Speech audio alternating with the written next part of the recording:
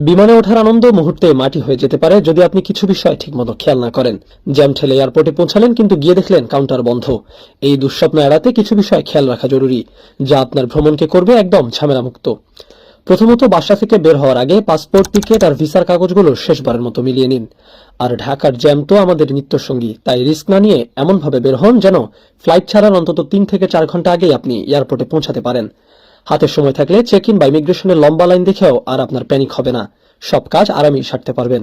নির্দিষ্ট কাউন্টার খুঁজে নিন। মনে রাখবেন, ফ্লাইটের সাধারণত 1 ঘন্টা আগেই কাউন্টার বন্ধ হয়ে যায়, তাই দেরি করলেই বিপদ। কাউন্টারে লাগেজ জমা দেওয়ার সময় খেয়াল রাখবেন আপনি যতগুলো ব্যাগ দিচ্ছেন ঠিক ততগুলো ট্যাগ বুঝে পেলেন কিনা।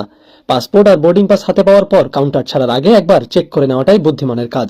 চেক ইন শেষ হলে বাইরে অযথা ঘোরাঘুরি বা আড্ডা না দিয়ে সোজা ইমিগ্রেশনে চলে যান, কারণ এখানেও সময় লাগতে পারে।